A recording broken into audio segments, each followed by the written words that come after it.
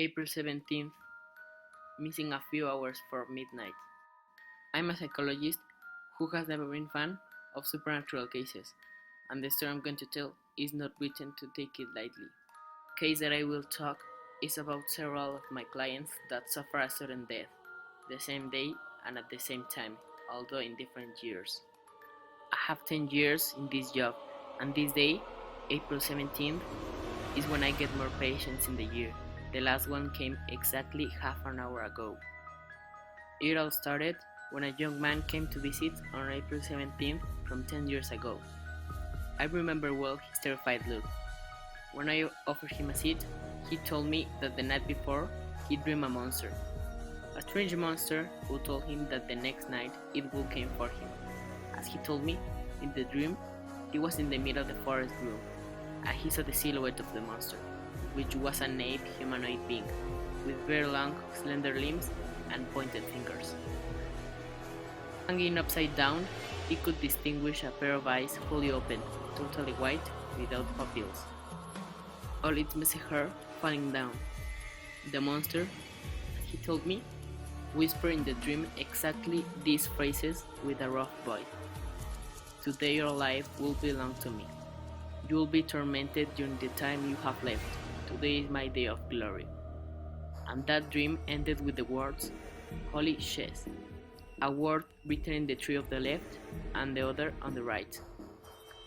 In a deep breath that was clearly visible, I figured that it might be the name of the monster.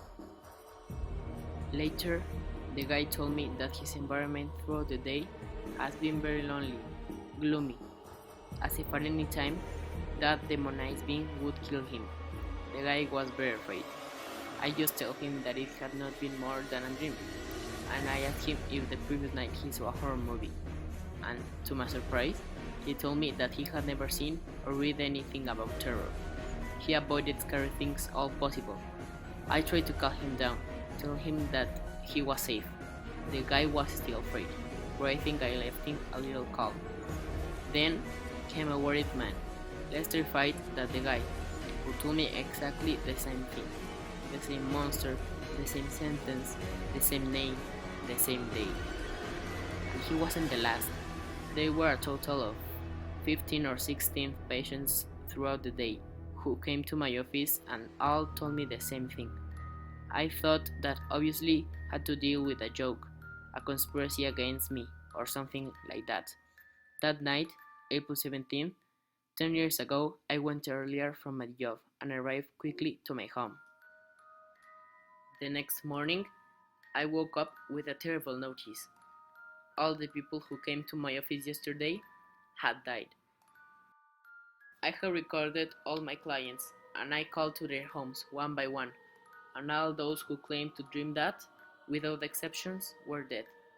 I thought it was some kind of suicide cult that would have tried to spend a sick joke or something. But I found out that all these customers did not have any relationship between them. They didn't know from anything, and apparently all died of a heart attack. It was the most frightening experience of my life. A simple dream could not have caused such terror to die from that. And how was it possible also that coincidentally the monster had the same name, Holi Shez, in all the dreams that I had listened? That day I didn't eat. I couldn't stop thinking about the case.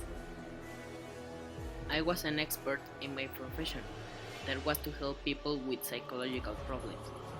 But when I had to help myself, I wasn't able to. I have always had this problem.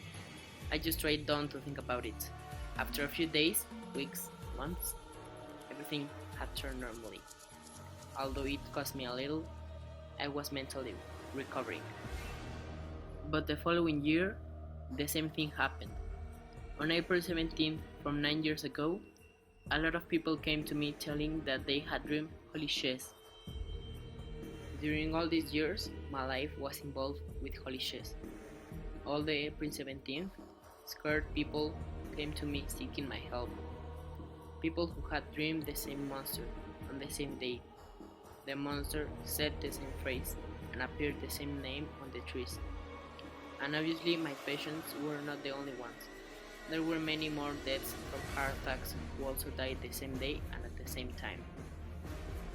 Today, several customers have come to my office once more. I have told them to face the truth. They have nothing to do. Holi Shez will kill them. I have been a fool to them, and they have gone immediately.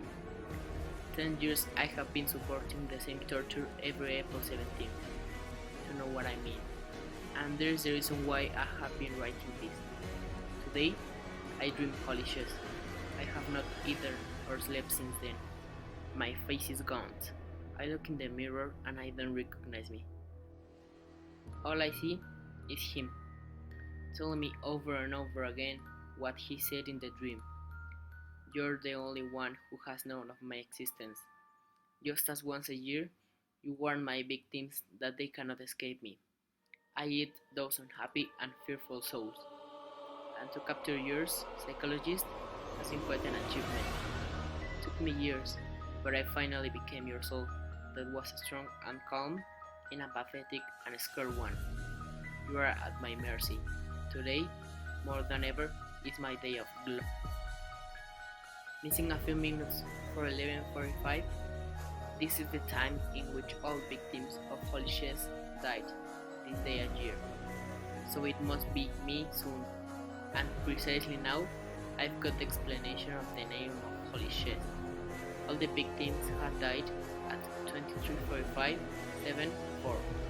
If you look these numbers in 8 digits, I mean adding a 0 before 4, we still have 23-45-17-04.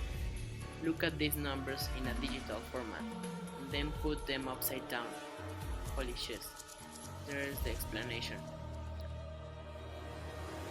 Maybe it wasn't the name of the creature, more than one disguising monster who likes to play with the mind of his food before eating it.